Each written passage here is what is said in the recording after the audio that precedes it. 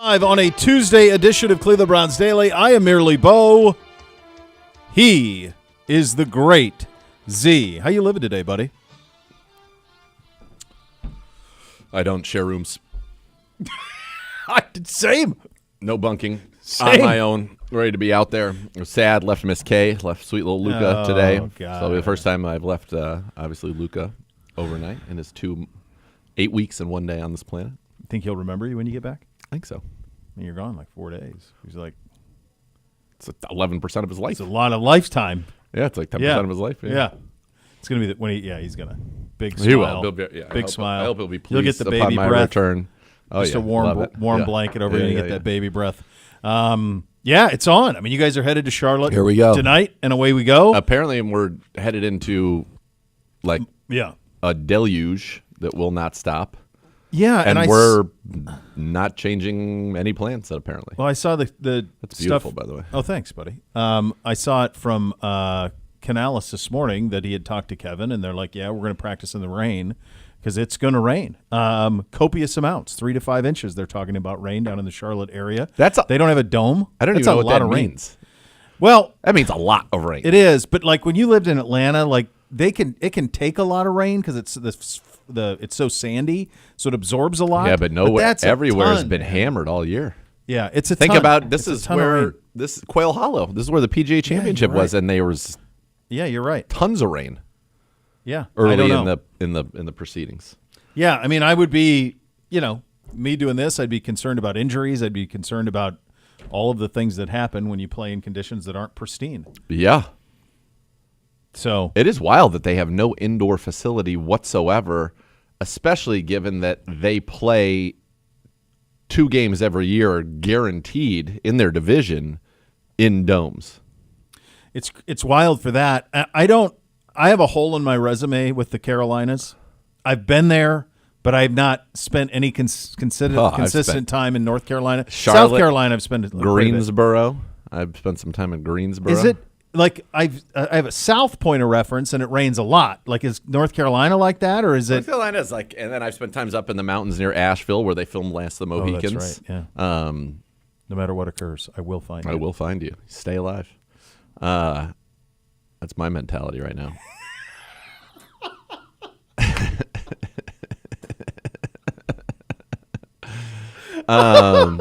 And so on every level. On every It's so level. great. I need old school. I need old school Browns therapy. Your face, Daniel Day-Lewis's Last of the Mohicans. Yeah, under the waterfall. That's what I need. That's what I need after that. No matter what, I can stay alive. It's so great. I will find But I don't. Yeah, I don't know. It's weird to me they don't have a dome. I mean, almost all of the college football teams in that region have indoors for the rain and thunderstorms and all of that stuff. They Yeah. almost all do. All of the, I mean, there's several high school teams that do for the same reason because they can't get lightninged out. They got to get their practices in. So, yeah, it's strange to me that they don't at least have like a 60-yard field or something so you get some work in. If Their owner's got a little bit of money, right? Yeah. I mean, there was a while he was number one. Like he was the wealthiest in all of them. Number one. He was numero uno, but I don't know if the Walmart thing changed that a little bit. With this, Look at that. How about that? Very regal. very regal, yeah. So yeah, there you go. So you got to get some work done down in Charlotte, and you want to. It's going to be more likely than not in the rain, buddy. Yeah. Which is, again, wild to get my head around and see what that looks like. I don't. Gibbe, do you have any intel as to whether or not we are under any type of a surface? Well, we have to walk under a train trestle to get to the practice field. Well, that would prevent the rain. But I don't know if you can see. I those don't know 10 if you. spaces. I don't know if you can see the field. I don't know what's under said train trestle. Is it at? So we don't have a like we had here. We had a tarp over us, Yeah. like a roofed situation. Well, I think you guys are going to be. Our show will be after practice, right? Is that kind of the plan? what Yes. you think? Yeah. Practice will be around. Coach will talk around 9:30. Practice at 10, and we are all up probably by noon. So. Yeah. And we'll do the show from the radio booth at the stadium tomorrow. There you go. And is that all? That's all one area there? Yes. So they're building a complex. Is what they're doing. They're building one 11 downtown. indoor ready in 2027. Because in the past, they had training camp at Wofford, which Right. was 45 minutes away. Okay. For the longest time they did. So Okay. they now have practice fields, but they're working on their indoor facility, and they're working on just a facility in general to have right by the stadium. So you have to get ready at the stadium, walk out. I'll know more when I get there tonight because I've got to walk through once we get there. But Isn't it wild to think that we're like 30 years into them in Jacksonville? Like they still feel like expansion teams to me, but they're really 30 years old. I mean, they've been around forever, and they've had different ownerships. The original ownership in both cases is gone. Both instances, the new ownership is flush with cash, and in both instances, the ownership has big plans about what they want to do. Tepper orchestrating that plan now, and Jacksonville's doing the same with what they're trying to do with theirs with Shad Khan. You remember when Urban was hired down there, and he was kind of acting like he was still not just on the field in terms of like he still thought he was like in college as a coach, but also like off the field, like he was like on the campaign trail trying to get like facilities built, hotel, like it was like we got to get our complex facilities. It was right like he was a downtown. college coach still. Sports So bars. strange. right in the Yeah. middle of the armpit of So strange. America. Good old Jacksonville. They're they were trying to do like a Four Seasons there too with it. Yeah, And all it sorts was of going to be a stuff huge going on. complex. Yeah. So, and this will be a big test for our team too, because I do think that this Carolina team's kind of on the ascent, and it will be a good little marker to see where we are. It most certainly will be. It is, that's a team that certainly has got some talent at the wide receiver position. Drafting McMillan this year. They drafted Legit in the first round a year ago. They still have the venerable veteran Adam Thielen.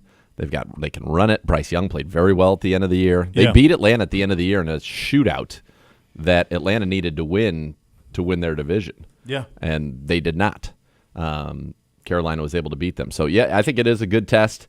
Obviously, things are getting even more interesting around here with the signing of Snoop Huntley yesterday, which is, I think, kind of caught a lot of people by surprise, which I think would be fair. Us included. Absolutely. Because all four quarterbacks participated in that. Now, I think what's become very clear at this point, and I think people just need to accept where we are in this, regardless of what it looks like or what your opinions are or my opinions or any of it, that this is a quarterback competition that really it feels like is between Joe Flacco and Kenny Pickett, and then Dylan Gabriel would be the third in there, although I don't think a rookie's starting week one, period. But that's it. Those are the people that are competing to play meaningful snaps early in the season. Yeah. That's it. Shedeur Sanders is not amongst that group. And it looks like Kenny Pickett and Dylan Gabriel will be nursing hamstring injuries, and it's speculation is that they will not participate in the game against the Carolina Panthers. So I look at that from the Kenny Pickett side of it two ways. One, it's like, as we've said all along, he's going to be the starter day one or the leader in the clubhouse, and that they are being extra judicious with him because we know he wants to play. Mm-hmm. And they're saying, no.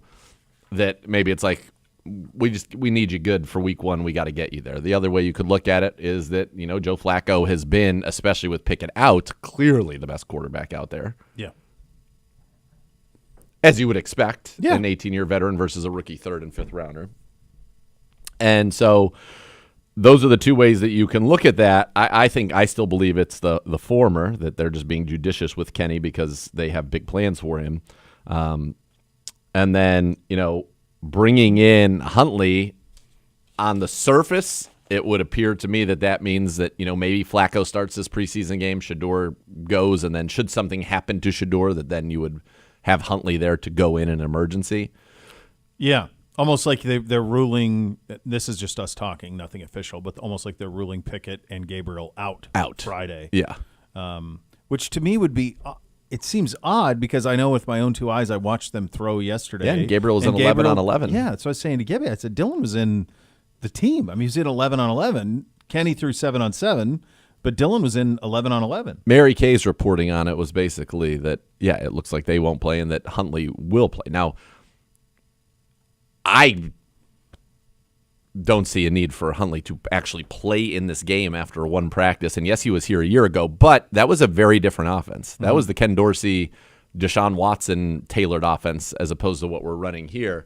And he started in the league. He's a Pro Bowler, all of those things, all true. But to me, it would be like if Flacco plays at all, or I would just say, okay, Shedeur, just play. Enjoy yourself. Take the game. It's clear that the belief is he is a 5th-round pick. He is the 4th-string quarterback. He needs a lot of work. Well, here's an opportunity to give him a bevy of work, a bountiful, abundanza, an abundance.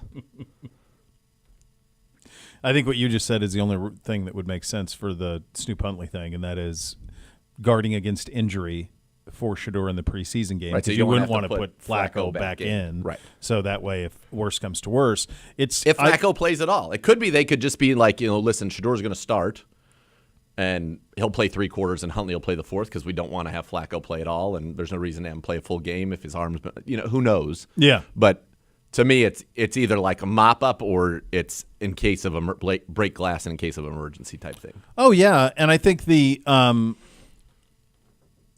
I am a little surprised about if it is in fact that Dillon is not going to play Friday. That surprises me a little bit because he has gotten a ton of reps. He repped yesterday. Yep. You understand he has a hamstring, but he did rep yesterday. So the only thing I could think of is he came out of that practice worse for wear. But honestly, going into practice yesterday and when we heard Kevin talk at 1:30 yesterday, my assumption was that it would be Flacco and Shedeur in all the 7-on-7 and all the 11-on-11 stuff, but that's not what happened. Yep. It wasn't that at all. So that led me to believe, okay, well then they must, if they're good enough to do this, they're pretty close to good enough to play. And so I'm surprised. You wonder if something happened yesterday in practice that maybe it flared up on Dillon. I don't know. I have no idea. It is certainly, I think that everybody was surprised by that news yesterday. And I would say, judging by the reactions of people that I know, they were all very surprised by it. Yeah. So, yeah, I think it just, again, it speaks to a lot of caution, and I think you can read the caution around Kenny Pickett in particular, like I said, one of 2 ways. The most likely, it feels to me, is that they're still planning for him to be the week 1 starter. It makes sense, given it makes sense for all the reasons it's made sense from day one. Mm-hmm. And so they want to make sure that he is good, and probably for that week against Philadelphia, which will really be the big tune-up. And if you're Joe Flacco, I think this is a great opportunity. I'm just curious, like, is Flacco going to play in this? I'm curious about all of it. All of it.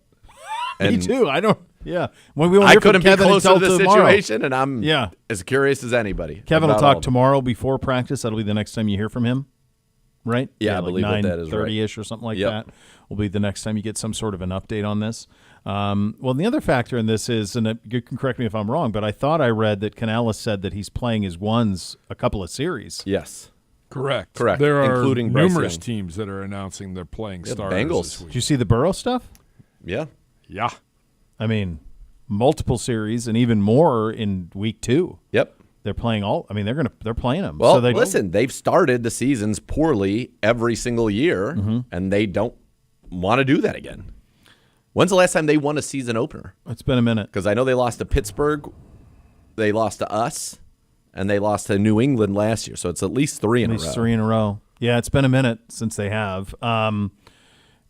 Yeah, it's interesting. Like I was trying to put myself in the position of, like, if I were Mike Brown and I'm sitting over my turtle soup and I'm trying, which is delicious, by the way, and you're trying to, like, decide what's best for my franchise. And I'm looking at a guy in Burrow who's missed 2 of the last parts of one of almost all, and 2 of the last 3 years with injury. And your window is now. It's definitely right now. You've invested as big as possible. You got an 18-game season. You got a team like the Rams whose Stafford's basically not going to do anything. He still hasn't even practiced, and they're like, yeah, we're fine. Like, and the attitude being like, yeah, you're not going to see anybody because we had an 17-game season. I understand where their thinking is look, we've started slow. Let's hit the ground running. I just think they would also say, we talk about all the time, why aren't they in the playoffs last year? Because they lost week 1 to New England that they should never have lost. Also, they had a bad defense. Yes. That part of it, too. They lost I don't know that that's changing. 4 or 5 games when they gave up 30, when they scored over 30. I'm not sure that's changing. No, I agree. to me, like putting him in harm's way in preseason game would be terrifying to me every snap. I even thought to the point of like with what preseason is now, if the guys want ones to get like more of a joint practice experience, just put red jerseys on the quarterbacks in preseason, like the ones. Just have the ones be touch them. Like even you could even do it with like a period of the game where all the ones are going to play. Like Jamar Chase, you want him to go out there. You want Miles to go out there. Fine, put him in a jersey. No cut blocking on Miles. No tackling to the ground on Jamar Chase. Just slap him and he's down. We'll blow it dead. Let's keep it moving. Like, are we to the point where that's not that far off? Like, why wouldn't you do that? Wouldn't that be more valuable than what we're getting? Intellectually, I don't think it should be that far off. I think in reality, I think that would be. I think we are far off from that. It just feels like we're at a point now in the league. Usually we end up with a groupthink scenario where because when we were kids, this is how it went. 4 preseason games, and this is how I remember it. I'm certain this is how it went. This is how it was in my mind's eye, at least. First preseason game, starting quarterbacks, starters go a series, maybe 2. Second preseason sometimes game, even a quarter. Yeah. Second preseason game, a little bit more. Third preseason game, dress rehearsal. All first half. First series, the second half. Yep. Fourth preseason game, nothing. Yep. That's how it used to go. Yep. Now we got 3 preseason games. We have some teams who don't play them at all. Rams hasn't hurt them. Nope. Nobody plays. None of them. It's all just the philosophy of the coach. And so it feels like a level playing field, or at least, hey, these are the rules we're all going to play by to try to get the most out of this. Because more and more teams are doing what we're doing. They're doing the joint practices because you get sick of hitting each other. Some people like living on the road. Fine. Yeah. And away you go. To me, like, all right, listen, the first 2 series, your ones are going against our ones, and it's thud. Fine. I'm totally fine with it. I think that you're going to get – I think we're headed towards 18 games and 2 preseason games anyway, and probably 2 weeks of joint practices, 2 preseason games, and that's it. Yeah. And I think that's where things are going to end up. Yeah. Which is, I think, totally fine. I think it's totally fine. It's just – I got to tell you something. For – the biggest question mark about this football team to be the quarterback, and Kevin Stefanski said yesterday, I believe after practice, do we have any of that, Gibbe? Which part? I believe he said that he thinks he's going to name like a starter sooner rather than later, which is ambiguous, but yeah, nonetheless, like it's coming. It's got to be coming, but we haven't had all 4 quarterbacks on the practice field together, other than yesterday, ironically enough, because we just added a 5th. Yeah. Since week 1 of training camp. Oh yeah, yeah. I mean, because Kenny's well over a week now. Yeah, it was all last week. Yeah, and now it's into this week where he's still not all the way there. We certainly have not had all 4 quarterbacks participate in 11-on-11s since that first week. Yeah, yeah, yeah. And yesterday it was, and that's the biggest. Yeah, that's the biggest determining factor. And you get so little of those periods. It's like 2 periods that you get with it. Right. And yesterday it was predominantly Joe, a little bit of Dylan, and a very little bit of Shadur. That's the way that broke yesterday. So, yep. Do you want that clip? Yeah. Go ahead if you got it. Kev, go ahead. And this comes courtesy of Stefanski on the next level yesterday afternoon. Yeah, it's a good question. We're not there yet. I'm really pleased with the group. I'm pleased with how everybody's progressing. It's going to come sooner than later, but I don't have an exact day in mind. I'm pleased with the group. I'm pleased with the progress. What I've said all along is I'm going to let this play out. I'm not going to jump to any conclusions. I'm not going to rush a decision or anything like that. I'm going to do what I think is best for the football team. When that comes, it'll be sooner than later.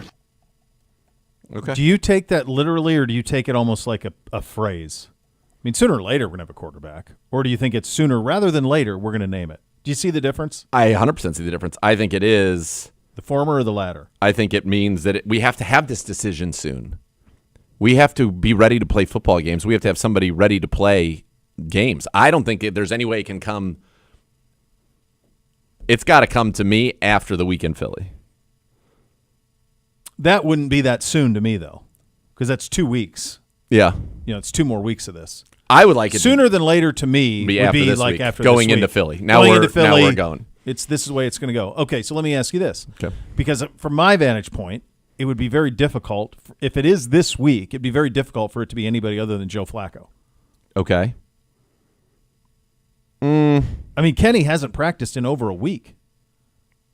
Well, I mean, not fully. Yeah. How could – I just don't – you and I – look, we talked about this all off season. Like Kenny Pickett, break glass, Joe Flacco. Yep. Away you go. I mean, Yep. that's kind of been what we think it is.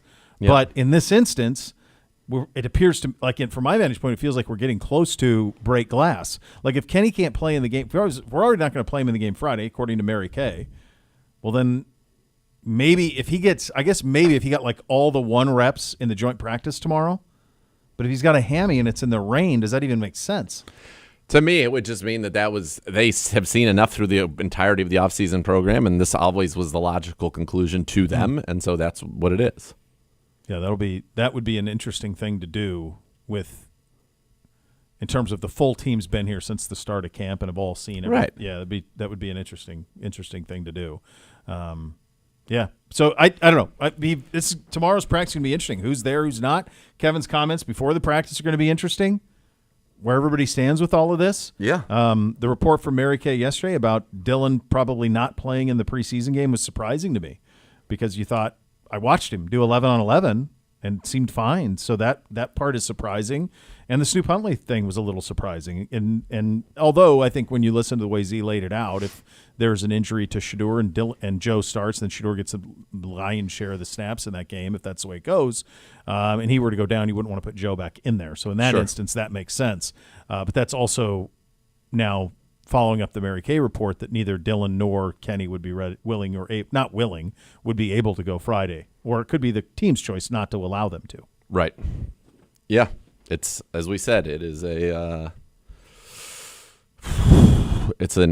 interesting situation, to say the very least. This is a question that I think you really wanted to have, and we still have time for it, but I think that you really wanted to have a definitive answer to. And obviously we've talked about all along that, at the end of the season, what you're really hoping to is have an idea of where these quarterbacks land, right? Like that is, in many ways, that's what you're hoping to find out is where does this land at? That's what we were interested in. Where do these rookies land? We have the 2 first-round picks next year. Is there a scenario in which we can use those not on a quarterback? Or are we, destined to have that be used on a quarterback? That's kind of, it feels like, where we're at right now. The end. Full stop. Yeah, it does. And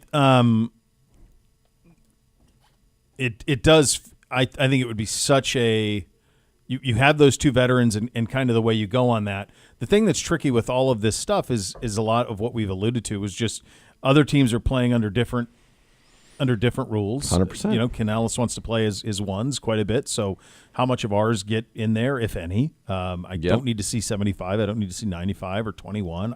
Honestly, I don't need to see 3. Yeah. I don't. But then if you're going to put Joe out there, you got to give him some guys. Yep.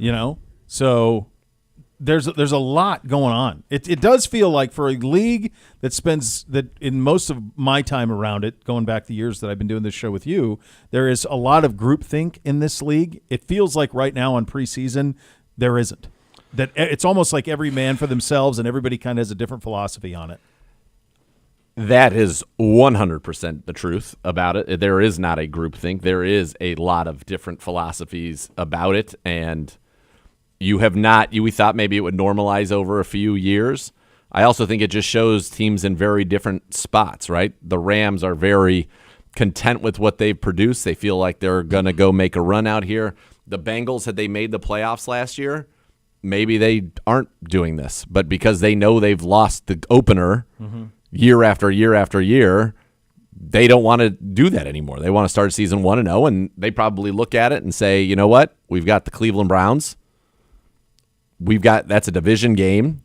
We've got to go. I don't know if they're week 2. I haven't looked at their schedule. If they're I don't know if it's Jacksonville, I think. Okay, it's not Pittsburgh. Okay, so they're not Pretty back-to-back sure it's division like we we are. lost Jacksonville. So, they want to start. I'm sure they look at that and they said, we need to start 2-0 this year. So if it takes putting in a little more work to make sure we are crisp and start 2-0, that's what we're going to do. Yeah, and they listen to their players too. Burrow's been pretty emphatic. Like, I want to play in the preseason. I want some more reps. I want to go. Yeah. So, yeah, I mean, I think that's part of it too.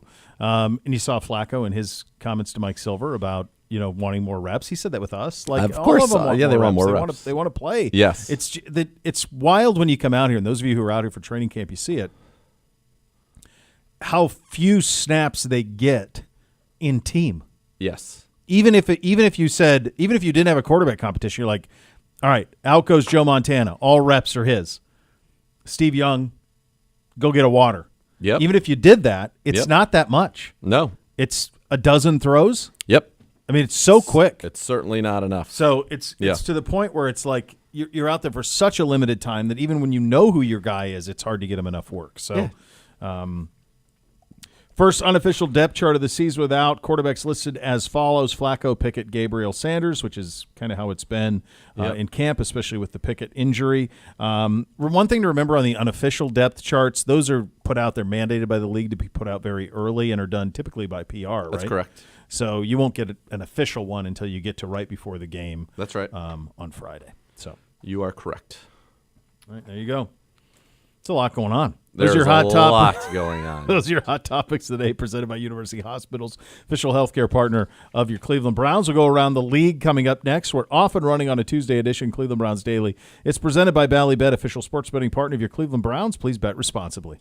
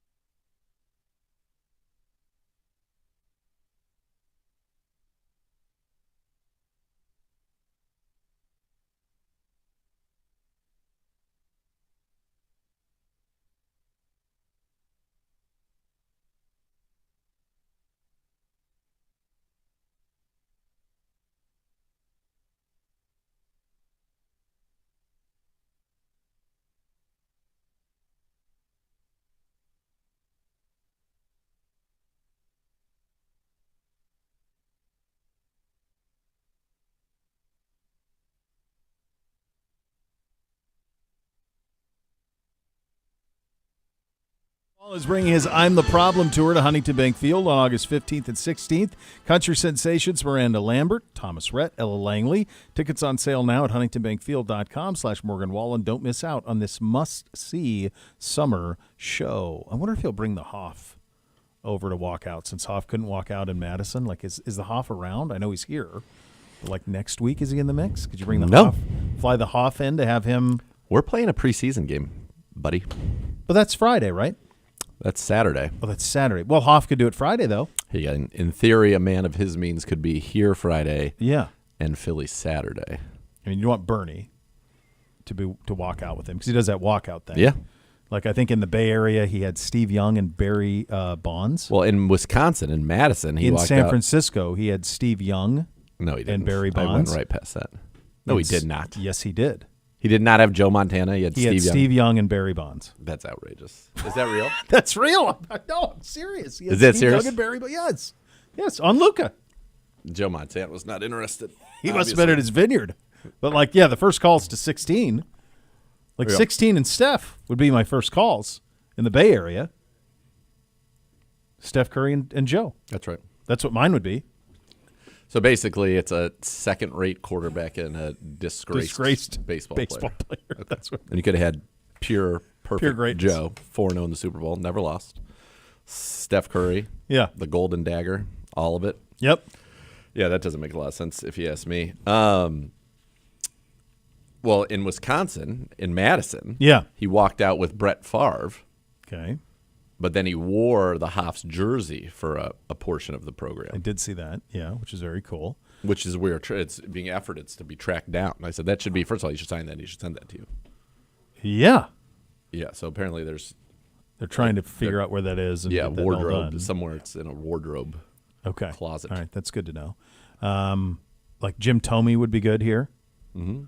Something like that. I mean, Bernie's the A+. Bernie and Hoff would be my first two. And then maybe if some magic is in the offing, Bernie and LeBron James. I don't know that that's Morgan Wallen's. Does that add up? Does Barry No, it Bonds? does not. No, it does not. I don't know. Maybe Bonds. Bonds a little older. A little older. Yeah. I mean, Bernie's the answer. Bernie's the right answer. Yeah. Bernie and then Jim Thome. Those would be my. If Hoff's unavailable, those would be. Yeah. Split those up a little bit. I could see it being Bernie and one of the Pauls. Is a Grady Sizemore A around? Logan Paul. Travis Hafner, they around? Logan Paul. Yeah. I don't know. Are they beloved here? Could be a Kelsey. No. No, they're not beloved. They're pretty darn The popular and Kelseys. There you go. successful. You could do the Kelseys, maybe. That would work. Yeah. Yeah. Yeah, there you go. All right, we go around the league. Hard Knocks with the. I did not realize this. Hard Knocks premieres tonight. Yeah. Hard Knocks premieres tonight. Bills. The Bills. It also is. There's a podcast. Did you know there's a Hard Knocks podcast, a companion podcast I did not know that. that had been hosted by Peter Schrager that will be hosted by Andrew Siciliano this year. How about it? Well, When's he? Is he around? Is Siciliano around? God, he's right there, sucking down a salad. When do you record the? When do you record? Do you record it? Is it already recorded? Have you it's seen gotta it? be seen. What can you tell He's us? Seen it. Yeah, he's seen it. What can you tell us? Dryland is not a myth. He's got a bowl. He's trying to eat. He's trying to. I've seen it. Look at your bib. Like my old man. Look at your He's bib. got- By the way, look at this. Me and Gibby. Look at you Two two. twins. Not planned. How No, great. it feels pretty good That's though. spectacular. Twins. Yeah. My giant. The I weird mean, I part don't is mean I to- only could see Gibbe on the screen for giant. somehow. I don't mean to interrupt your lunch, although we are, but I did. I mean, I didn't know you were doing it, and so now I'm curious about the logistics. Hold on. Do we have him? Young Brock. You got him? Okay. Watched it last night. It's in the can.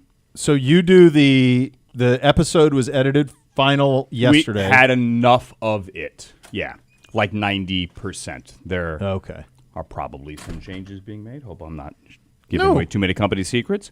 But yeah, it airs tonight. It's gonna be great. Okay. This year, if I could, just 2 cents here, is different because like last year, for example, Caleb Williams and the Bears, right? Yeah. Team with a first round pick, team trying to build something, team with a coach trying to hold on, right? All these aspirations to get back to greatness. This is a team that's won the division 5 straight years, and it's like Super Bowl or bust. So it's totally different. You have the reigning MVP coming back. So it's a much different vibe. But it's a fun show because much like the Browns, they have an amazing fan base. I mean, they are in many ways known for their fan base as much as their football. Yeah, So that's a big part of the show. If you are going to do this podcast, do you have to go through a table? No, I thought about that. Our friend Michael Robinson is kind of an honorary Bills Mafia guy, former Penn State quarterback, Niner, right? Niner, Seahawk legend. Yeah, how's he a Super Bowl honorary Bills champion. Mafia He has guy? just been pounding the table for them, like the desk on television kind of table, for so many years that whenever he goes there, he does the table, he does the whole thing. Is he from that part of the country? He is not. He's from Richmond, Virginia. Still lives in Richmond, Virginia, and commutes all over the world. All right. How about it? Don't answer anything that will get in trouble. But Sure. these are these are a couple of questions I have because you mentioned we did Bears last year, and then the year before we did Rodgers. Yeah. And it was basically his own doc, is what it was. I mean, it was kind of his thing. And we've seen instances where teams are very happy to participate in Hard Knocks With and stars. give you everything with their stars, and then you have what Dallas happened or here Detroit. with Devin Kajus. I was going to ask, who was the Devin Kajus? That was my question. I mean, we had Brogan Roback and Brogan Devin Roback. Kajus, and we're all going. Carl this is- Nassib, financial. This was that was my first year, and I'm like, insights. this does not represent what we're doing at all. No. So from your perspective, okay, hold on, jeez, God, Oh, my. I mean, this is Look at this. Mira vos. El Prez. is this the Monaco Grand Prix? Jeez, Louise. Holy cow! Is there an F1 town? Is there an F1 race on the lake? It feels like he's. I mean, my he's dressed God. for Monaco. What is the Josh Allen participation level? Because that's Knowing only one episode is in the can. Josh Allen certainly is good. a feature on the show. Absolutely. I mean, he just won the MVP, married a movie star, and is truly the man of the people. You saw those videos where he was signing autographs after practice a couple of weeks ago, and like girls are crying like it's the Beatles, right? And how amazingly respectful he is. Like he approached a couple of service members who were in uniform and they were waiting for autographs and photos, and he took his cap off, right, to be polite and had it behind his back as he's signing autographs. By the way, anybody would do that, but it just speaks to how cool he is, how humble he is, how man of the people he is, which is obviously perfect for Western New York. yeah, it's perfect. I mean, Yeah, he's great. It'll be a cool show. Yeah, I mean, just I'm completely excited. believe 5 it. episodes. First one drops tonight. HBO. So yours will drop the episode, the pod will drop right after after the show. Yeah. Okay, and is Pod's it just already in the you, can. or is it you interview some people? This or? first episode, we have Bills legend Ryan Fitzpatrick. Nice. So that's cool. Telling some of his great Bills stories. He's also a Hard Knocks veteran. He was there with the 2017 Buccaneers, which was a Jameis-heavy show. Sure. That was one, remember, where Why wouldn't it be? Gerald McCoy walked into training camp in a kimono. Remember, he checked Yes, I in. do. Yeah. So he tells some stories from that, talks about the Bills, and kind of admits that of like the 9 teams that he played for, like in his heart, he's Buffalo. Even though he never had a winning record, they never had a winning season when he was there. He is still kind of Mr. Buffalo. He is, and he fits. Yeah. It fits well. Fits, even though it lives in Phoenix. By the way, he was going through his phone the other day. He said something that he had like 24 mics in his phone and 26 Chris's, but only 1 DeBrickashaw. So, How about the fact that DeBrickashaw was named? You know that remember the Thornbirds, that book Yeah, for series? sure. That you and I are. Chamberlain. Yeah, he was named. Now I didn't read that. That was like something my mother read when I was There's a a little mini kid. series though that was Yeah. a huge deal that my mom was like believe- locked in for. I think Dialed. DeBrickashaw was a character in the book. Thornbirds. Yeah, Really? I think. well, you know, the Scottish Hammer was named for the titular character of Outlander. I did not know that. Yeah, Jamie. Very good job, Eddie. Yeah.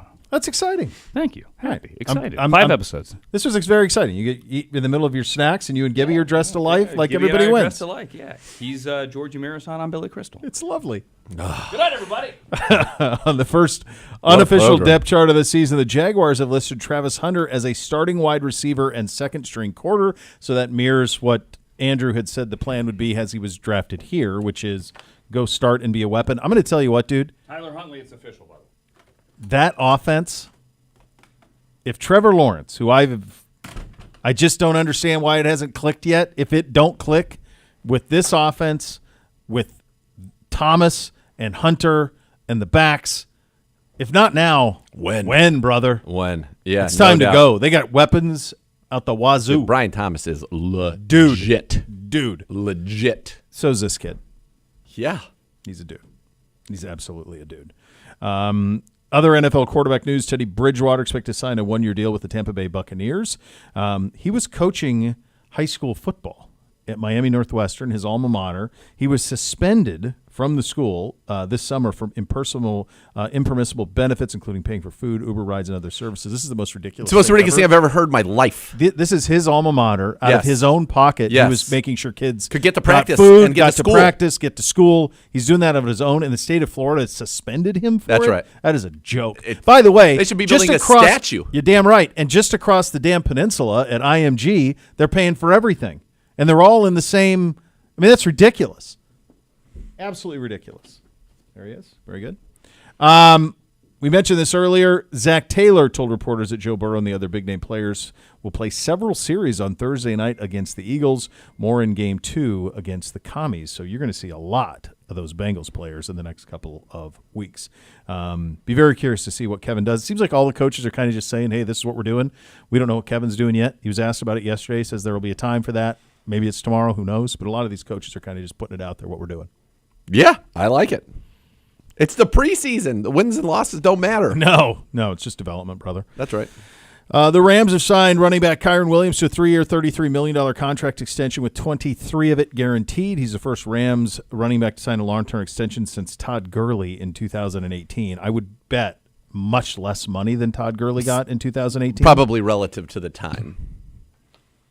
What do you think? What do you think Todd got in 18? Didn't he get Let's a see. monster deal? I'm sure he did, but what was a monster deal for a running back in But I 2018? feel like they're making less now than they did then. Maybe I'm wrong, but No, you're probably right.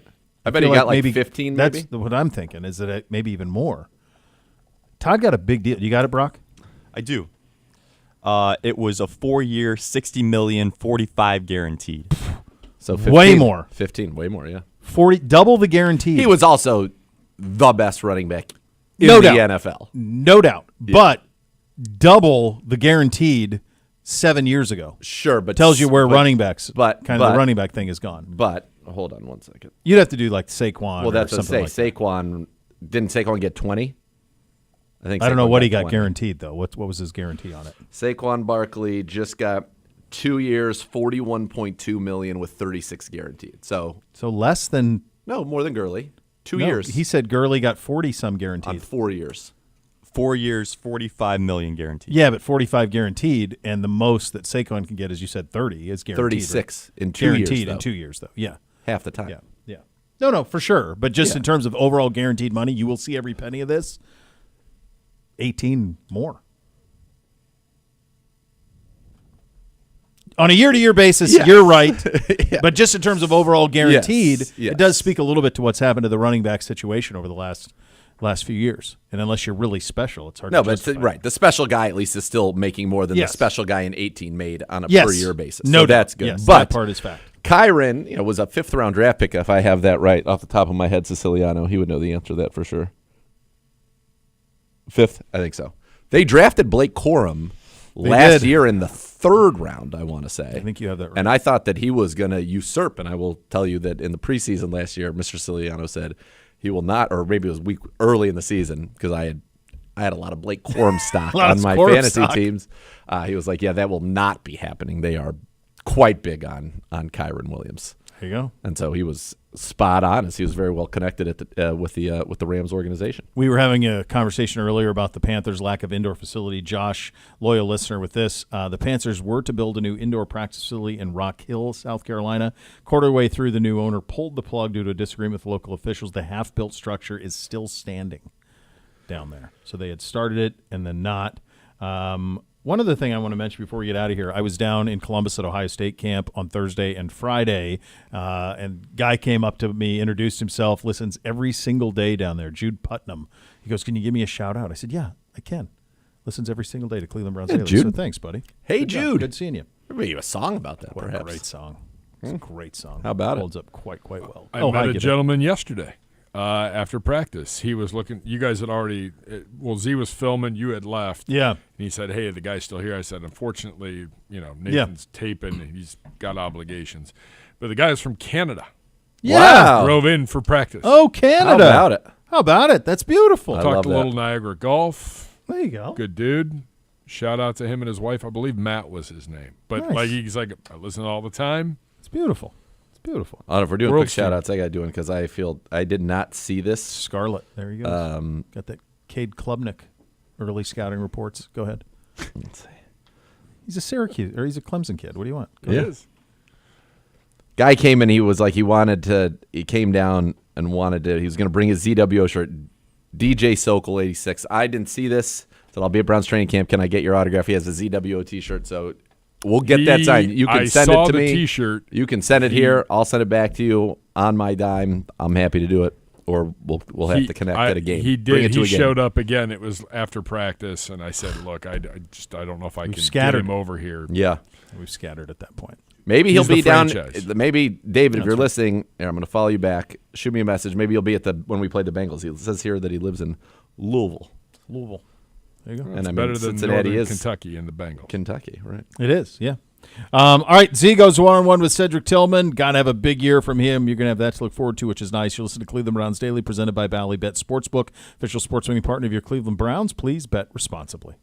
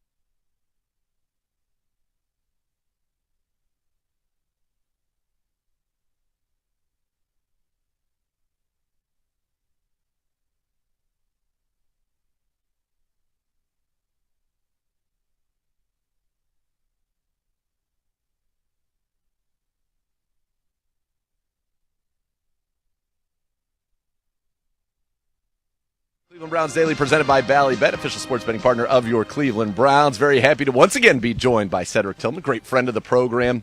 All right, Ced, game week finally. I'm sure it's probably seemed like a long time since you guys first kind of got out here at the Cross Country Mortgage campus, started going through training camp.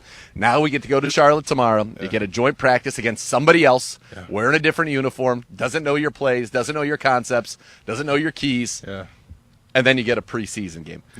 How exciting is that prospect? Yeah, it's pretty exciting, These weeks have gone by fast, and, to think that the season's here already is crazy, But the whole team, including myself, excited to go out there and compete against them.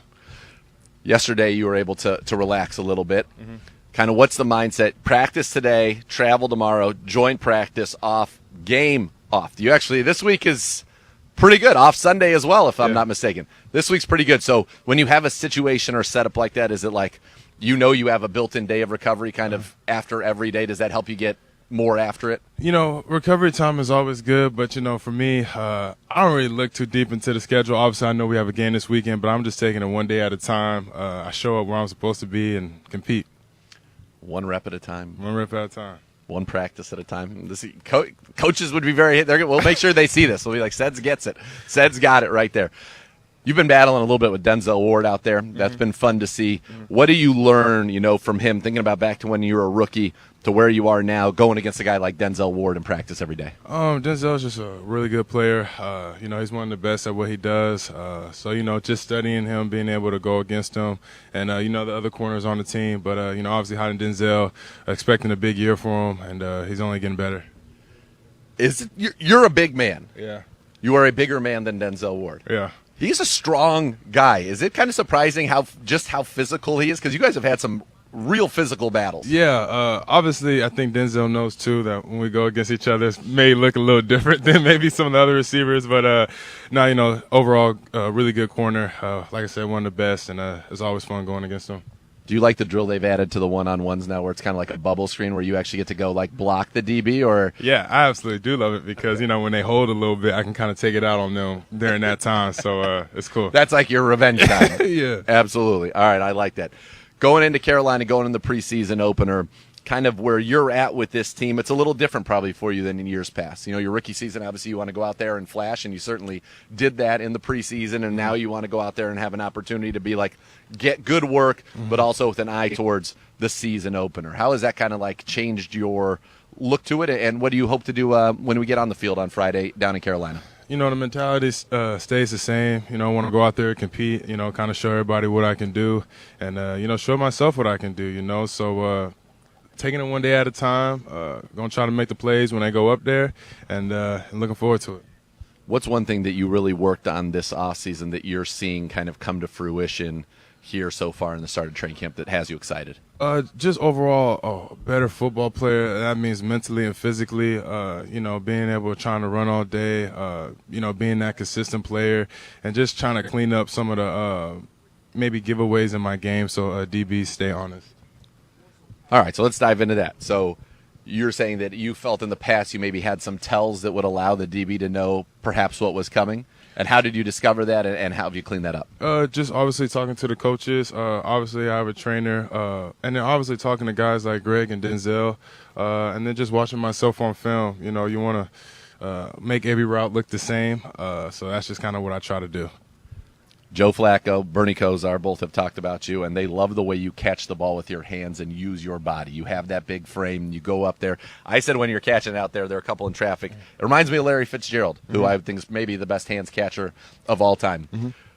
How do you kind of get that technique to the point where you're able to take it from maybe a jugs machine or out there, but take it out to the field and be such a good hands catcher, which is, I'm told, makes you very quarterback friendly? Yeah, since I was little, I've been taught, to catch with your hands. Obviously there's times that, you may have to catch it differently, but I always like to catch the ball with my hands out in front of me because it gives me the best chance to catch the ball, in my opinion. So I just try to keep it real fundamental and, just simple catch and tuck. What's your favorite play of training camp so far? My favorite play of training camp so far. I don't know. There's been a lot. It's probably not even my play. It's probably getting see some of the younger guys kind of go out there and perform. So, I just like to see how they work and stuff like that. Is it fun that you get to talk about the younger guys? That's not you anymore. No, it's still, it's still me. You still are a young guy. Yeah, Let me tell you it's something. still me. I'm still, getting the ropes and stuff like that too. But How old are you? I'm 25. Okay, I'm not quite double you. It makes yeah, me feel yeah, better. yeah. I'm Good. Thank you, 25, son. so Good. I ain't hit unk age yet or anything like that yet. But, No. like I said, it's cool. It's cool. Overall, how do you feel about this offense and kind of where it's getting ready to crescendo, obviously, in the opener against the Bengals? I feel confident. I feel like we got some good pieces on offense. I feel like as the days go on, we're becoming more consistent. And I think that's the biggest thing with us is if we can we're going to take those pre-snap penalties away. We're going to take a lot of those penalties that hurt us last year. We learned from it. We're going to come back this year, and, we're going to change that. So when we're able to play fast, play full speed, and no flags or anything like that, I think we can be a good offense.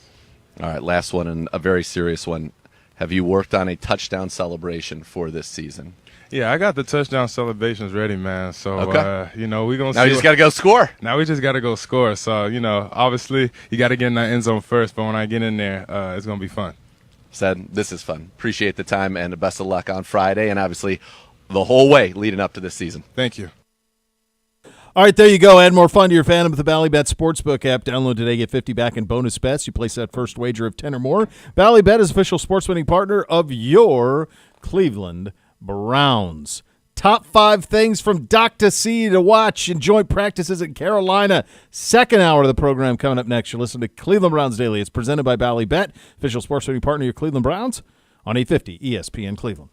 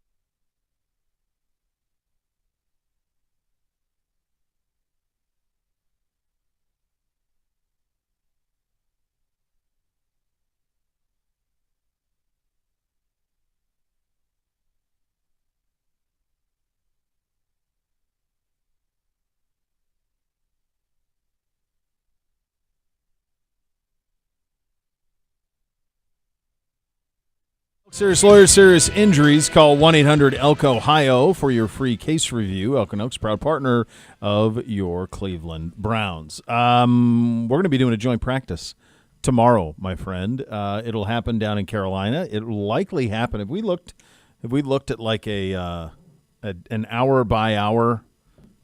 I haven't looked at hour by hour, but I've looked at enough to see bad. I know it that. Looks like it's going to rain a lot, brother. Yeah. That's kind of where we're at. Yeah. All right, I'm going to pull it up here. Let's see if I can get a nice give me a Charlotte for tomorrow. At what time are we doing? Remember this, the AccuWeather app was undefeated this spring. No, it's real strong. You want to compare to weather.com? No, I crushed weather. It's already over. Oh my God, it's dude. Right now in Charlotte, it's yeah. just straight up thunderstorms for hours. That's right. It's been going on. It goes on until it's thunderstorms till 7, and then it's just straight up rain All until night. 11 p.m., and then it fires back up at 3 a.m. And then tomorrow at 11 and noon is thunderstorms. I wouldn't be surprised if you guys moved up time. Well, we are practicing in the morning. Yeah, 9 but a.m. I'm saying like to make sure, because it looks like the Or thunderstorms. you're moving to afternoon where there's only a 30% chance or 40%. I mean, I'm looking afternoon downtown Charlotte, noon 64, 49, 49, 54, 49%, thunderstorm at 3 o'clock. And then it's, kind of straight through. It's going to be beautiful, man. I mean, it's brutal. It is not, actually. Honestly, this is your rain chances. Don't do hour by hour, but rain chances. Obviously, 100% today down there, then 88, 88, 88, 88. It's not till Saturday that they get a reprieve, 40% chance. That's right. So even the game on Friday could be in the Showers slop. developing later in the day on Friday. Fantastic. Bring your rain gear. Yeah. Bring a slicker, Gerard. Your galoshes. You're going to need a galosh. What? Thank God. What was your rain gear choice? How did you stay? What were your? We had Dude. I had the You had the team, full team rain stuff, gear? yeah, which is the Nike Storm Fit. But like there was a couple of games where it was too much for it. It overtook even the Gore-Tex. Gore-Tex, yeah, too much. That when we had the back-to-back, I think it was Houston and the Raiders and Eagles. Yeah. Whatever that season was, yeah, that one. That one where you just got swamped. Yeah, there's a point where it takes on where it can only take so much, and then it's broken. Like you don't get it back. The Gore-Tex is like, No. we're good. I we're literally was broken. walking out of Just my throw the house this stuff morning. away. I'm like, oh, let me grab that jacket because I know that can hold it off as long as humanly possible. I don't even think And I brought nothing for the rain. Well, that's great. I look forward to you complaining about that. You better believe it. Among other things Well, not could be a great many that will things. not be. that are complained about. Tomorrow's show could be really one Could for be an the ages. all-timer. Be an all-timer. I mean, it's in play. It's very much in play. All right, give us. We're going to do. Well, first of all, let's do news of the day just to refresh for the folks just joining us here in the second hour. Snoop Huntley is back. He is a fifth quarterback added to the room. This is in reaction. We think we've not heard from Kevin, but we believe this is a reaction to the fact that Kenny Pickett, Dylan Gabriel, both battling hamstrings, and then Shedeur Sanders had arm soreness over the weekend, although that seems to be completely He's 100%, fine, so yep. he's good to go. And Z kind of laid it out in terms of Friday. If it goes this way, it makes sense to me. We saw the Mary Kay report from yesterday that neither Dylan nor Kenny were probably going to play in the game on Friday, so if that is the case, if Joe starts it and then Shedeur goes for a long time, the signing of Huntley would make sense if there were some injury to Shedeur and then he could go in and play. That would make some sense to me. It makes sense to me, right, for that reason alone. Or if they do not want to play Joe Flacco at all. Yeah. But that really would be the only reason that this would make a great deal of sense to me. I mean, we just saw all four of them practice yesterday. Yeah. Dr. J. Dr. J. I'm getting ready. When he was talking about catching on that jugs machine. I just had the video. I mean, like that. Because you guys did it. We did it. We went through balls around. Yeah, we had a catch. Yeah. We went and had a catch. I mean, there was a chance that potentially he was going to bring you out of retirement. Yep. And all your greatness would be unfurled again. Yep. But instead, it was a quick dress rehearsal. Well, it was a throw. A catch was a throw. could be debatable. It was the throw. It was a throw. There's some nice throws. Very nice That's throw. what I mean. Yeah, thank you. All right. 5 things that you're watching for in the joint practices in Carolina, Dr. Z. Where do we begin? I mean, if the number one thing is the quarterbacks, right? We don't even know what the quarterbacks are going to be, though. So that's a tough one to say. I don't know who's even going to get reps in these joint practices. Now, I think in an ideal world, they all get reps in the joint practice, and then you are more judicious in the game. I'd be fine with that. But so that's number one. Is it just the quarterbacks? Who's starting? Who's playing? Who's getting first-team reps? Are we at a point where we're just going to say, all right, it's Flacco and Pickett only for the first team? Does Gabriel get any first-team reps? Do Pickett and Gabriel participate at all? Yeah. So that's number one. Well, let's stay there just for a second. Okay. I think the one to really watch on that is Pickett. Yes. Like I do think at some point, I know he's been here a long time, and I know they like him, and obviously he'd be the preferred choice to start the season if it goes that way. But I do think at some point he needs to have several days consistently of playing and repping, and that hasn't happened in over a week. I mean, he threw 7-on-7 yesterday, and he threw like warm-up, but he didn't do any 11-on-11, and hasn't since what, a week ago Saturday? Yeah. It's been that long at least since he's I think 11-on-11. Bernie talked to him a week ago Saturday after that practice. Didn't mention anything with a hammy, and then he was out all last week. Yeah. So it's been a long time. Like, he's got to get repping. And the last rep he had was a rollout touchdown pass to one of the tight ends. I think it was Brendan Bates. It was either Brendan Bates or Blake Whitehart. And he threw 2 touchdowns in that period, but it was to those tight ends. So that's number one by a mile for me. Second's eighth. Yes. After that, Tillman, Thrash, Deontay Johnson, DeAndre Carter. How does that group perform? This is obviously, I think, for Deontay Johnson, maybe a bigger return than most preseason games might be. And then beyond that, Luke Floria and Gage Larvidan, who have definitely separated themselves and have looked very, very good. Can that continue? Are these guys that can compete to be the 6th receiver on this team? Are these guys that can, perhaps, push somebody else off of this roster? And then the third one would be... Real quick on that, Yep. Are you still strong on 5 it feels likely. or does it feel like it could be 6? It could be. It could be. I mean, I have kind of my greens and yellows. The 6th receiver spot is a yellow, but that would require, to come from an offensive lineman, to come from a quarterback, to come from, you keep 4 quarterbacks, you're not keeping 6 receivers. Yeah. And now, how many running backs are we keeping? Because we don't even know when Quinshon comes in. You have no idea. If he signs, he's going to be on the 53. Yeah. So I don't. At this point, it's hard for me to see a scenario where you don't have 4 quarterbacks on the 53 with all the injuries. I know how tough that is, but I think that'll be. These seem. I mean, they both threw yesterday, and we're a month from the opener. You're either trading somebody or you're cutting somebody of those 4. Yeah. I mean, that's just the way that it works. Yeah. So are they really willing to do that? I mean, it seems to me like it's like that Pickett and Flacco are far and away the 2 they trust the most, and Pickett's been hurt for a week. Yes. Yeah. They still have the whole. Yeah. Again, you're not going to. That's why it's number 1. Yeah. I mean, who knows? To me, it feels like you're going to have 4 on that first active. Number 3 for me is going to be the cornerbacks beyond Denzel and Greg, and I would imagine we won't see either one of them. Who can make some plays there? Chigozie Anuzium, undrafted free agent. Cam Mitchell was a 5th-round pick. Tony Brown, undrafted free agent. Dom Jones, undrafted free agent rookie. Lamarian James, undrafted free agent rookie. Keenan Isaac, undrafted free agent.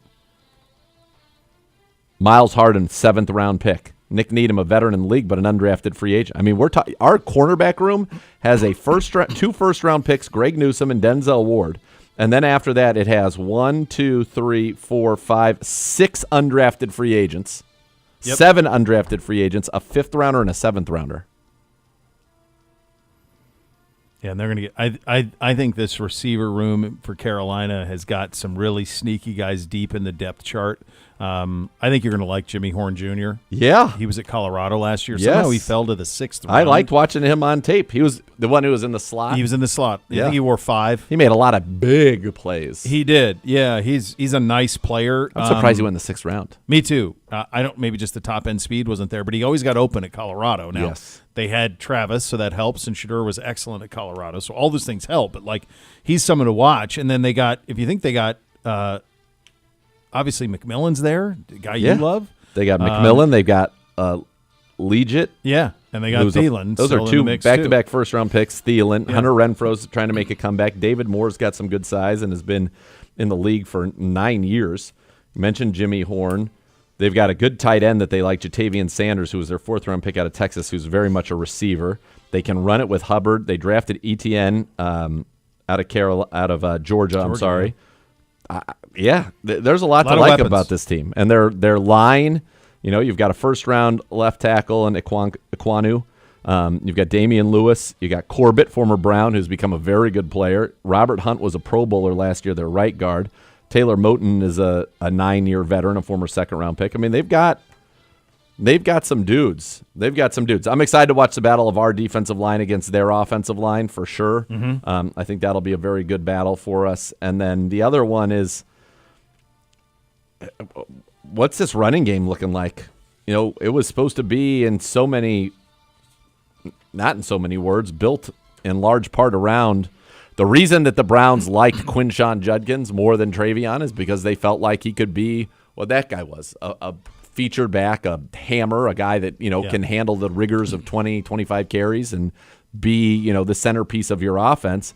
Now, Travion was the one, I didn't realize that was what they were looking for. I thought just watching Travion, you go back to my mock drafts at ClevelandBrowns.com, I always had to take Travion because I like that explosive home run hitter type of a guy. And probably the best pass protecting running back to come in the draft in a long time. Like he's just ready to go. Yeah, they know all about it. Yeah. But that's it. Like you're going to have to I think something that you're going to kind of figure out this week and you're absolutely next week is what exactly is our plan about going about our business offensively? Correct. How are we going to have success on the offensive side of the ball? What does that look like when we're at our best? Because so much of what I thought we would be was predicated on Quinshon in the ground game. Yes. And then play action off of that with the deep shots, taking care of the ball, don't turn it over, something that Kenny can be pretty good with, play clean. And so much of that has gone by the wayside with what happened with Quinshon in terms of, and we still don't have any sort of answer on that. So can those other guys hold up? As go-to guys in the run game, we don't know. That is the question.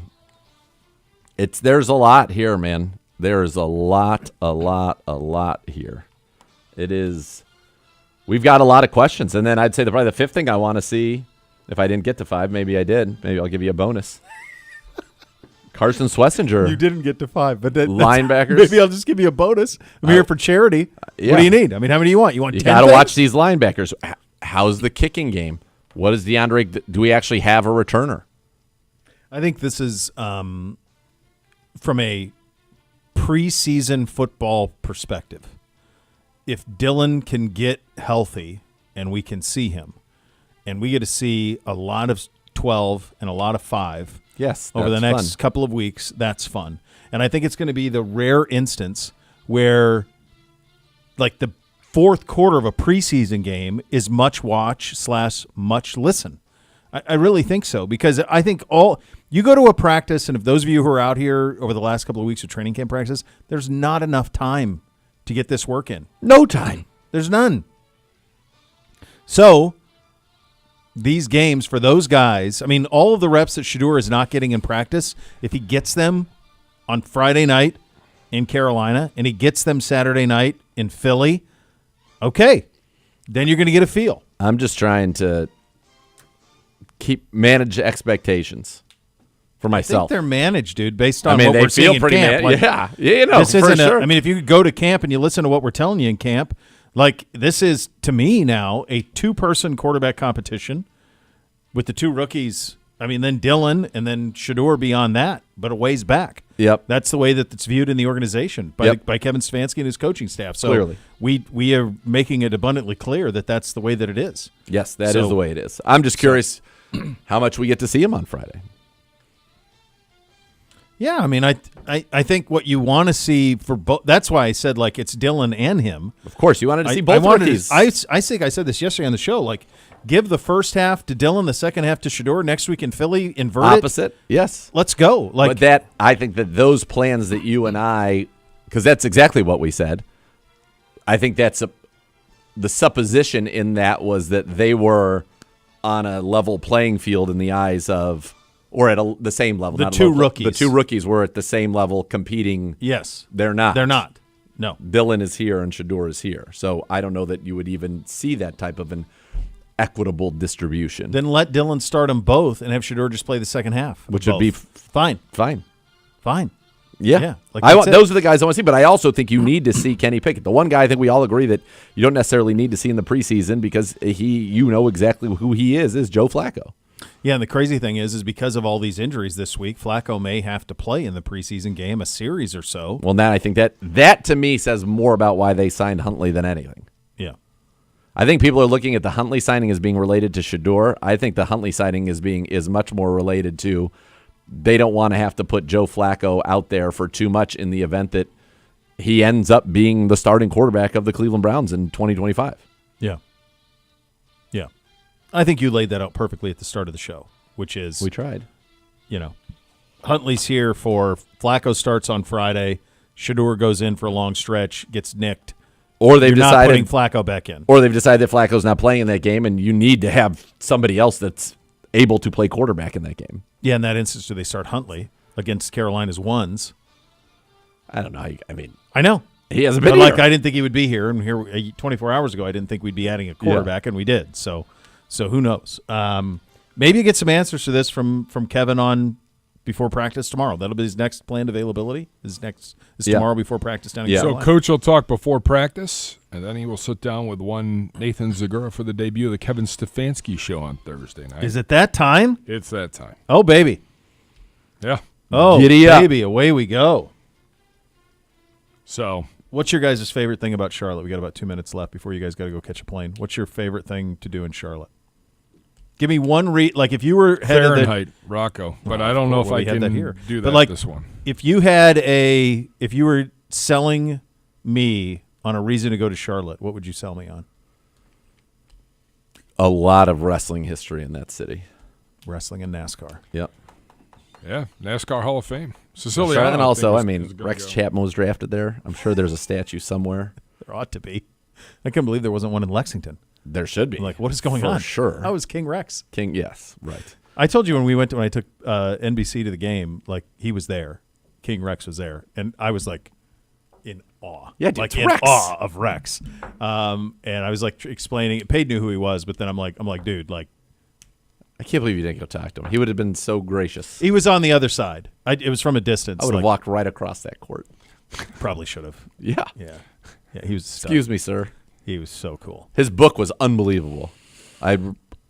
Full of great stories, inspirational. He's been high highs, low lows, bounced back, and reinvented himself in a multitude of ways. A definite recommend. Definite recommend. Well, boys, stay See dry. you when we see you. Stay dry, or as dry as you can be, and I will see you via technology tomorrow around 1. And you said crossing the streams was bad. Ray, come on, Ray. You know what I found? I forgot when it got lost because that was the year that Bootsy did the Top Gun little video that he did, the little short, and that one got a lot of attention. But NBC did a pretty damn good Peter Venkman, too. That we did when he was little, like maybe like 8 or 9. All right. It was a pretty good little Peter. I can get on board with that. Doesn't surprise me. Yeah, he had that rocking. All right, boys. Safe flights to you guys. Hey, Browns fans, enter the Dog Dash Sweepstakes presented by Milkbone for a chance to have your pup compete in the annual dog races during halftime of the Browns versus Dolphins game on October 19th. Grand prize includes 2 season tickets for the 2026 season and Milkbone for a year. Visit clevelandbrowns.com/milkbone to enter. We will go to the podium. Defensive coordinator Jim Schwartz coming up next. You listen to Cleveland Browns Daily. We're presented by Ballybet Sportsbook, official sports betting partner of your Cleveland Browns. Please bet responsibly on 850 ESPN Cleveland.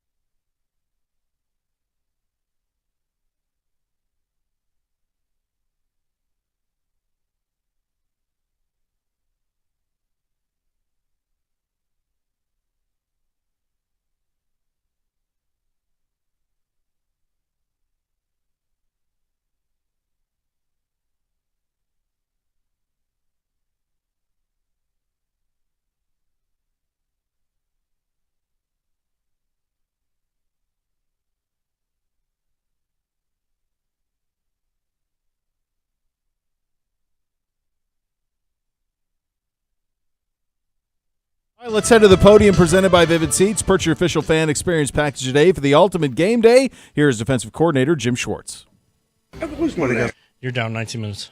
it's more of a general question about your philosophy. You work for Bill and Nick here. You go to Baltimore, you work for Marvin, Greg.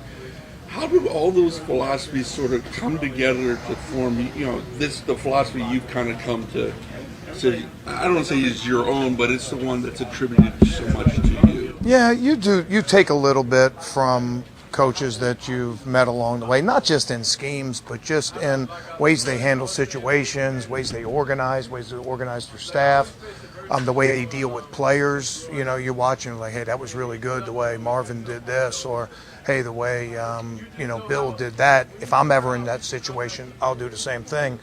I think scheme-wise, though, it probably comes more just from success and failure in the league. And I was telling somebody before, a lot of what we built with the defensive front came when I was at Tennessee, and we had the challenge of facing Gary Kubiak's Texans, which were wide zone and stretch, and Peyton Manning, which was wide zone and those heavy play actions and quick passes, and then Jacksonville, which was heavy power run game.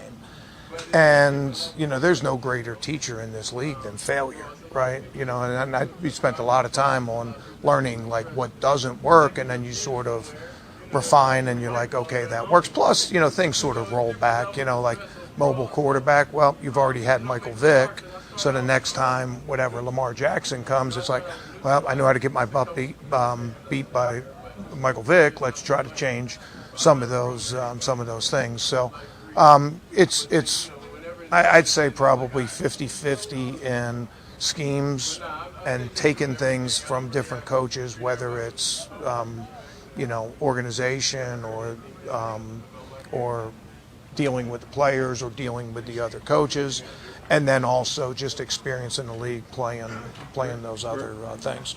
So go ahead. I'm sorry. Yeah, both of those guys are really doing well. I mean, let's not put them in the Hall of Fame yet. They're both rookies. But I'll start with Mace. Mace has really made a tremendous turnaround in his body composition. I don't know if you guys have noticed it, but it's been significant from the time he got here after the draft to the shape he's in now. His metrics are much improved. He's running a lot faster.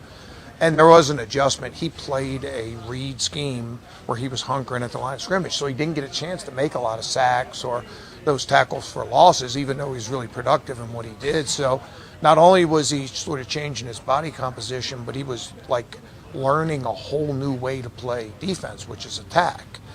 And there's been, some setbacks along the way, but the thing with Mace is he's taken 2 steps forward for every 1 step back he's taken. So he's gaining ground. And you're starting to see him make more plays. I think it was Friday. He had one of the best rushes he's had in practice. It was a B-gap rush, and it was just beating the guard with speed. Nothing fancy about it, but that was something that we really hadn't seen a lot of, back in OTAs and in May. So been happy with him. There's still going to be some adjustment. Anybody that's going to a new scheme like that, there's going to be some 1 step forward, 2 steps forward, 1 step back. But as long as it's not 1 step forward, 1 step back, he's making progress, and really excited to see him against some other competition, and then see him in some games and seeing that translate.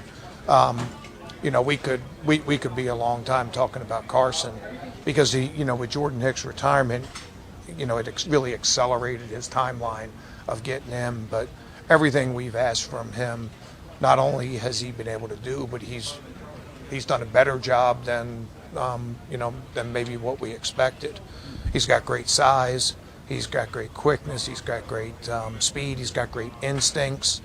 And he's made just as many mistakes as any other rookie. But he has not made any repeat mistakes. And I think you guys have seen some of the physicality that he's brought to our practices. His communication is as much improved.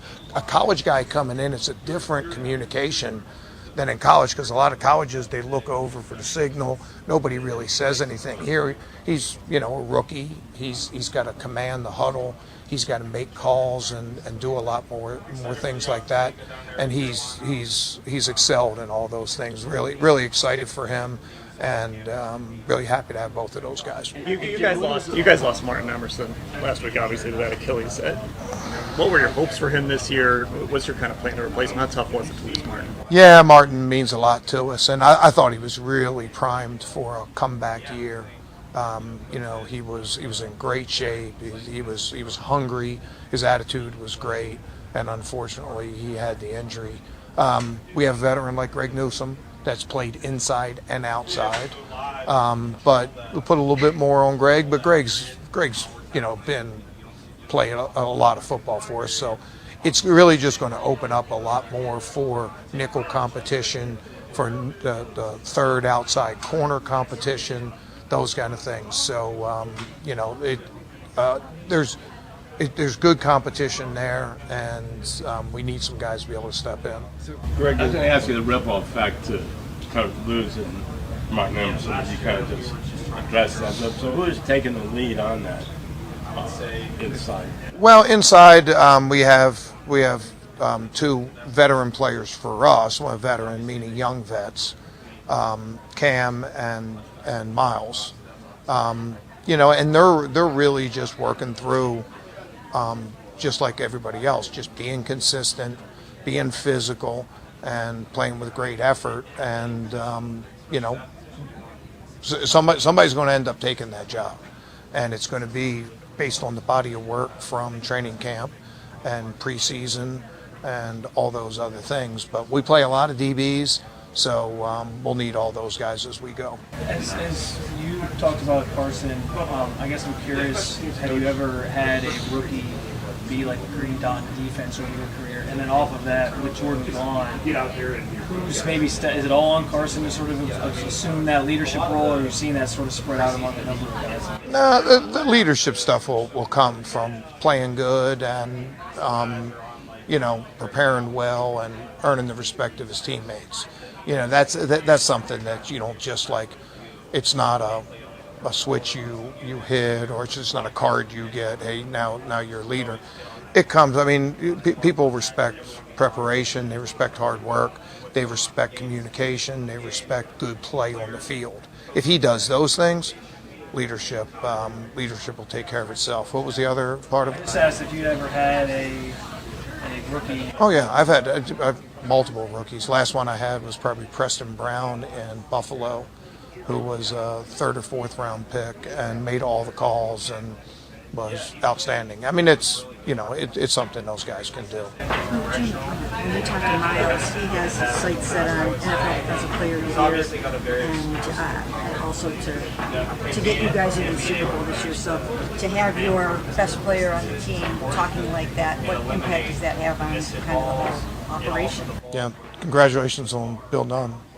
That's fantastic. I got to meet him back when I was sort of in the scouting world. Legend guy, but congratulations on that.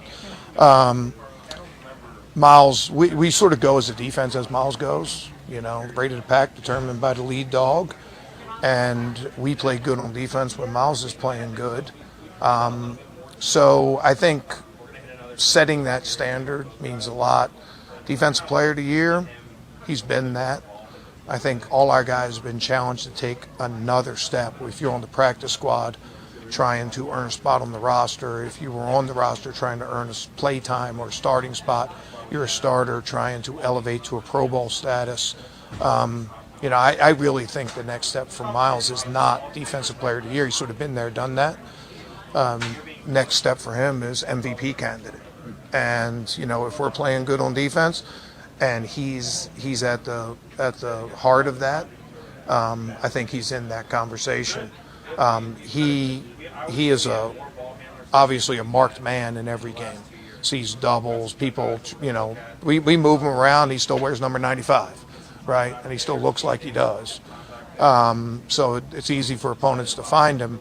But my definition of a great player is when the opponent says, we're taking this guy out. This guy is not going to beat us, and he can still have that production and that effectiveness. I think it sets a big standard and a big statement. And I would say we also have to be better around Miles, right?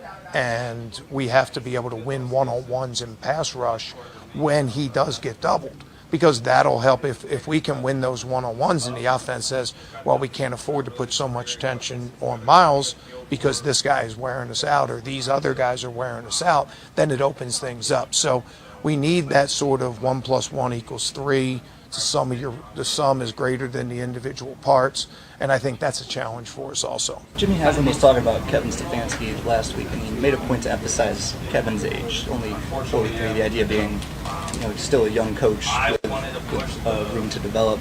You've been around a lot of great coaches in your time. Where do you see Kevin on his professional development curve right now? Oh, I don't worry about that. He's the head coach. I have so much respect for Kevin. He's so even. I think everybody has a little different style, right? Like I'm a little bit more emotional. I'm a little bit more like wear your emotions on your sleeve and things like that.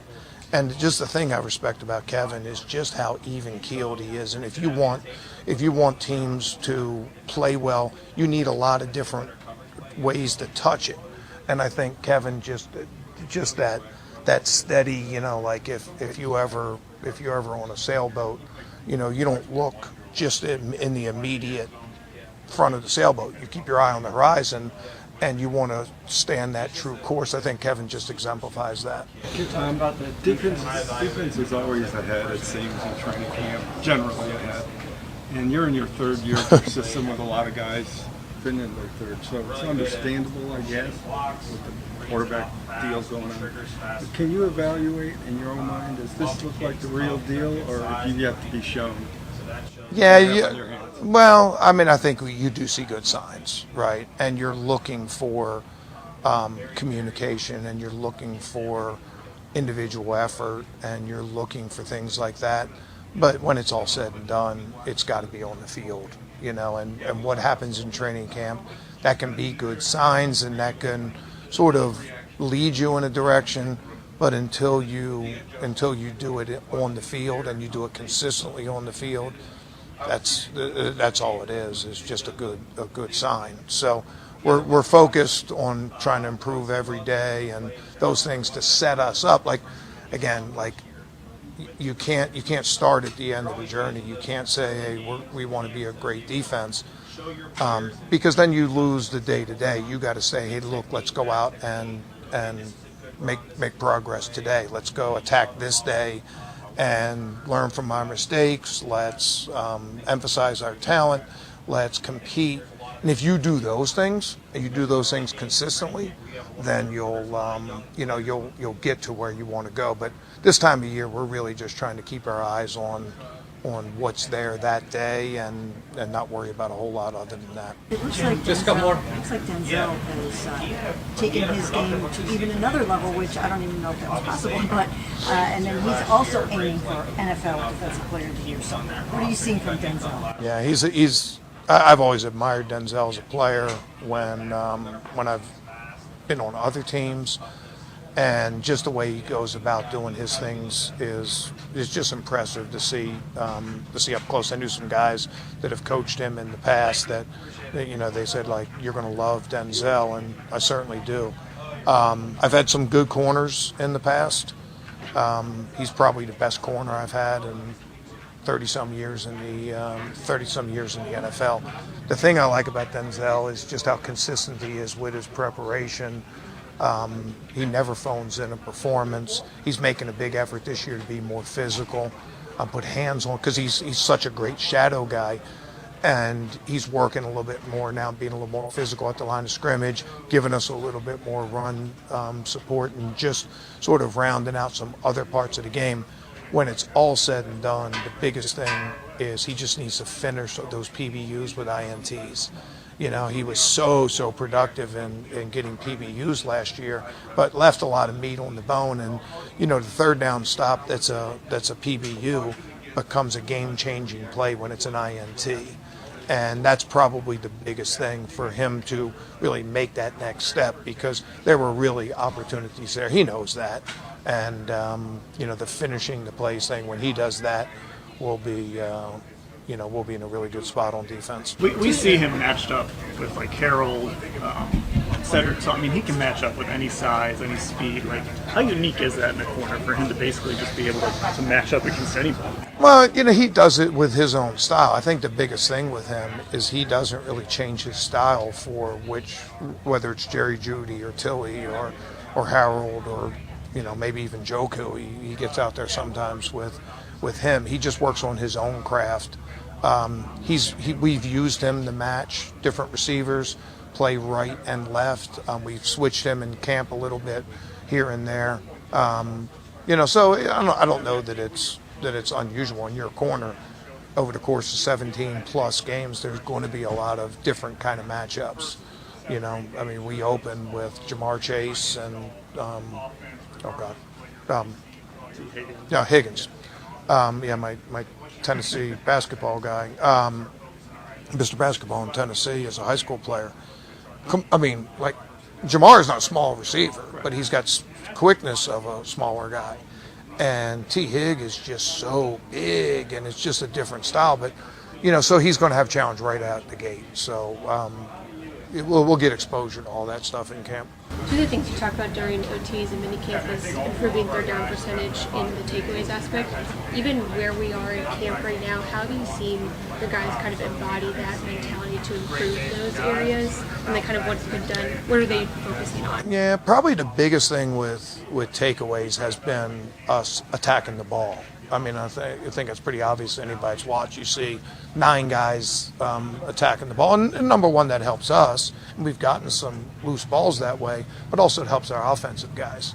If we're attacking the ball and being so productive there, it forces them to have better ball security. So that works hand in hand. Training camp, a lot of times it's hard to read for interceptions because so many interceptions come from a quarterback either throwing before he wanted to or getting hit when he's thrown or making a mistake. And in training camp, when you're not hitting the quarterback and those guys know they're not going to hit, they generally don't make those kind of mistakes.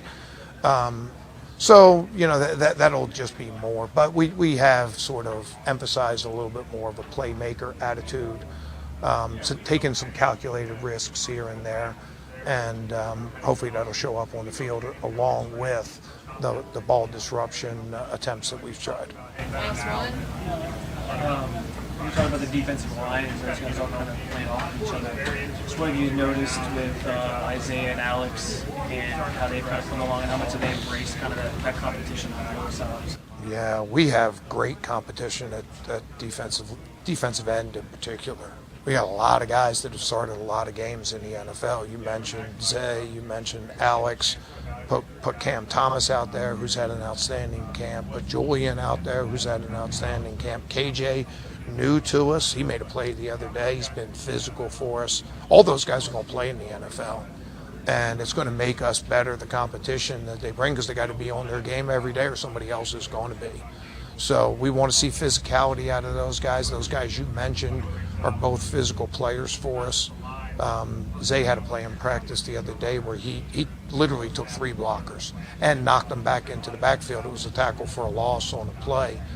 When we're doing that, when we're being disruptive up front, we're going to get those lost yardage plays. We're going to be around the quarterback. But if you're just somebody coming out to watch practice, that competition is something to watch, because like you roll through and we'll have our end of practice extra reps.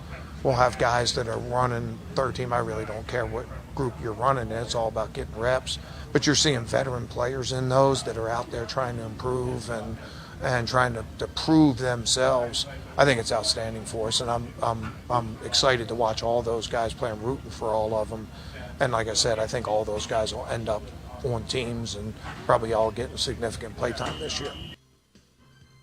All right, there you go. Jim Schwartz from the podium, presented by Vivid Seats. Purchase your official fan experience package today for the ultimate game day. Z and Gibbe will be down in Charlotte tomorrow on a practice that should be fascinating to see. So you'll have that to look forward to, which is nice. The next level is coming up next. Thanks for listening, everybody.